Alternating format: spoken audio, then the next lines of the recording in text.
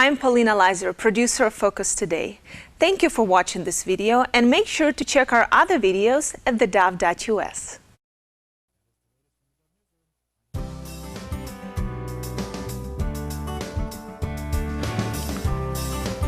Welcome back to Focus Today. Hey, what a delight to have back with us Joe Messina. Yep, he is the host of the Real Side Talk Show, and you can go therealside.com. That's his website. I love the.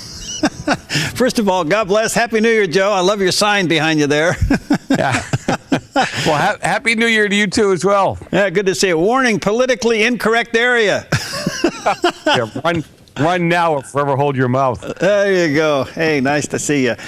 Well, a lot to talk about in a short amount of time. We're in this transition period. The Democrats are having a hard time accepting the fact that they lost across the board at a level they probably never dreamt would ever happen. Dr. Lamero, I've had him on several times. He says this could be a turn to the right for the next 20 to 30 years. What do you think the Democrats learned from this whole thing, if anything?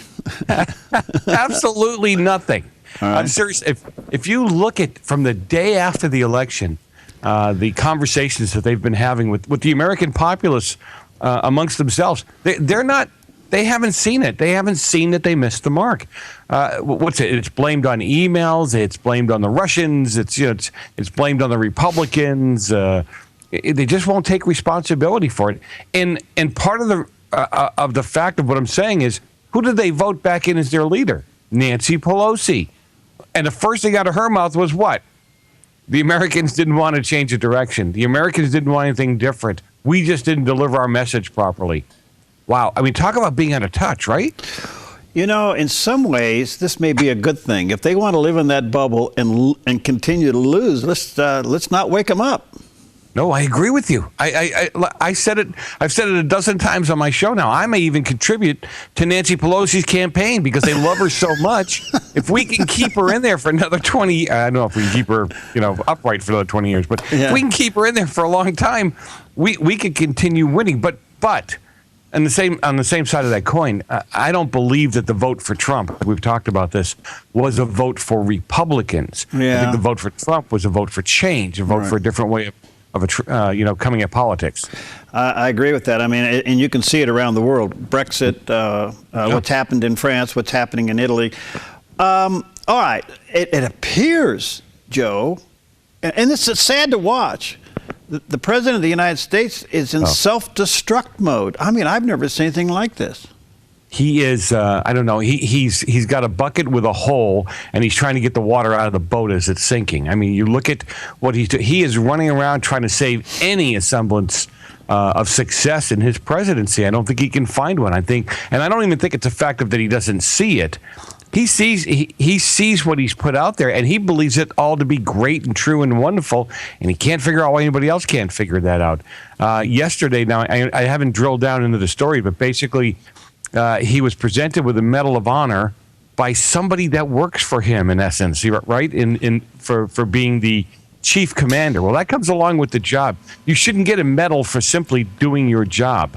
There was nothing outstanding for what he did, or in our military, with our military people. So he is scratching and clawing. When he met with the Democrats, I love the fact that a few Democrats backed away from that meeting that he went to try to save Obamacare and said, "Why didn't the president do this years ago? Why didn't he do it even last year? Right. Why didn't he invite some Republicans to this meeting to state his case?" He still doesn't see what the American people want. So, Joe, what do you think his legacy is? I mean, it's easy to criticize it, but I mean, what do you think he'll be known for? You know what? I did this in a recent piece that I wrote. I truly tried to find something that he'll be known for in a positive light. I can't find anything. Race relations are worse in this country. When it comes to the economy, it's not doing any better. He's the first president in modern history that hasn't hit a 3% GDP in any one of the quarters. And again, like you said, I don't want to harp just on the negatives, but maybe you could enlighten me. Maybe I'm missing something here. Our relationships in the Middle East aren't any better. Crime in the country isn't any better. The economy, I don't know what he's going to, other than he's the first African American or half African American president we've ever had. Yeah, I think that certainly will be part of it. But I'm trying to be nice about this. I'm trying to figure out what will the history say about him, and I'm not sure what it'll end up being, especially if Trump unwinds all of his executive orders. I guess we'll have to wait and see if that happens. One other thing is so interesting. Do you think the Republicans, Joe, in the Senate will hold together to get Trump's cabinet approved? Wow, that's a really good question. I've been looking down the cabinet list, trying to see what kind of what they're willing to take for heat. But if you had asked me this question 4 days ago, I would have said, gee, I don't know. I don't know what they're going to do with Trump. But when he tweeted out a few days ago, when the Congress was going to gut the ethics committee, and he tweeted out, basically, he said, really, guys, this is the first thing you're going to tackle when we have all this power? Why don't you tackle the unemployment? Why don't you tackle the tax rates? Right. I think he's going to get a lot done. I think, when you talk about the art of the deal, he doesn't understand politics, and he's going to sit in those rooms with Mitch McConnell, and he's going to sit there with Paul Ryan and say, okay, guys, this is my expectation of you. This is because I'll take it to the people. Well, look, it's a simple thing to get done if the Republicans can hold together. The pressure's on Mitch McConnell to keep it together, and I'm sure there's a couple of rogue Republicans in there. We'll just have to wait and see. But boy, oh boy, I mean, Tillerson's going to have a challenge. Sessions going to have a challenge. Well, if you stick to the facts and you stick to the current facts, look, let's not let them do this to us again. It's been part of my mantra. They throw out a word and we go hide. Let's fight back. We are not bigots. We are not homophobes. We are not racist. We do not hate black people, white people, yellow people. We don't. And we allow them to put those words out there. Chuck Schumer and Mrs. Pelosi came out and gave this grandiose speech on how we're going to hurt the American people. We're not doing things the right way. Why do they even have a voice at this point in time? They were voted down. We have 35 governorships. We have 38 houses across the country. We have the presidency, the Senate, and the Congress. Why are we worried about what they're going to say? When you talk about Sessions, his quote-unquote transgressions are what, 20, 30, 40 years old? Mrs. Clinton saying that one of the royal members of the Ku Klux Klan was her mentor, and that was okay? Nobody said a word about that? No, they need to stand strong. They need to push back, and Trump needs to hold their feet to the fire. Hey, you want me to be successsul? You want me to do what I said I was going to do during my campaign? These are the people I need to do it. Yeah, I remember I was a reporter in Sacramento when Reagan was governor.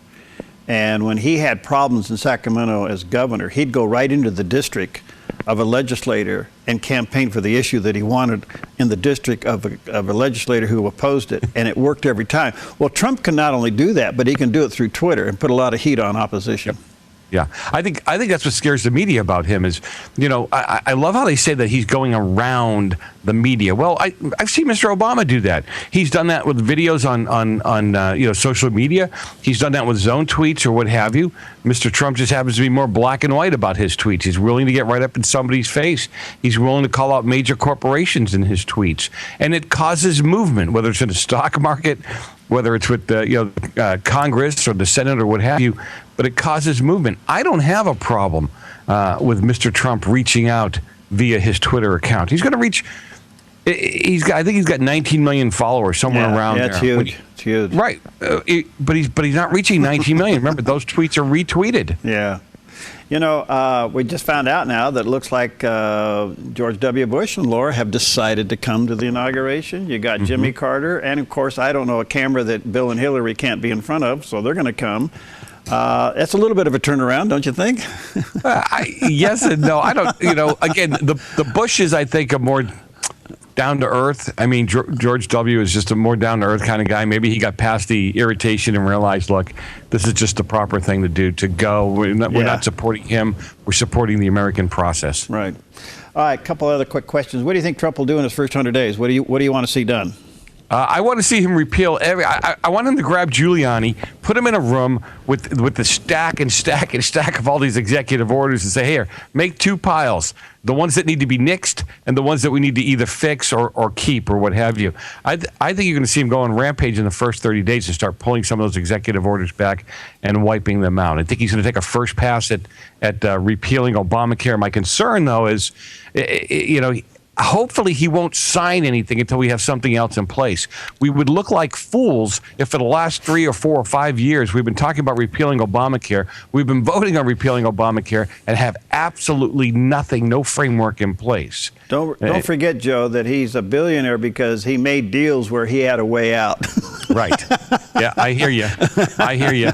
But, when it comes to Obamacare, for instance, some of the hardcore right-wingers are saying he's going to let us down. He's not going to repeal it because he said he'll keep A and B. Well, look if A and B is truly, honestly good for the American populace and he finds a way to keep them, why is that a bad thing? Yeah, I know. I just think that we're still getting settled in. Let me ask you this.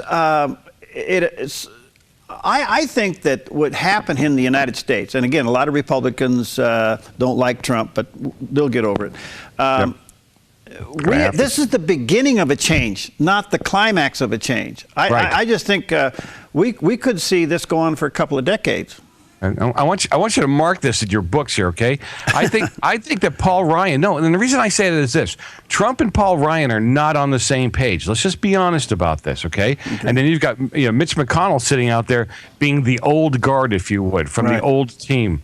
But I think Paul Ryan is the first wave of progressive Republicans that we're going to see. The way he approaches things, the way he worked with Mr. Obama, the way he kind of sidestepped some of the issues that he should have taken on head first when he was before Trump came in.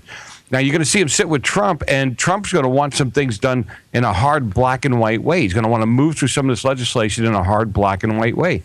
I don't see Ryan getting on board with him. I think you're going to see a fight from within the party to get some of these things done because, as you say, and I agree, this is a new way of doing business. We're going to see changes roll out here over the next 30, 40, 50 years, but wow. Well, the purging isn't done, just beginning. Hey, good to see you, friend. Happy New Year. God bless you. People want to check in with you, go to therealside.com. Yep, thereealside.com. You can find everything about me there. All right, stay in the fight, buddy. Good to see you. Yeah, thanks for having me. All right, we'll be right back.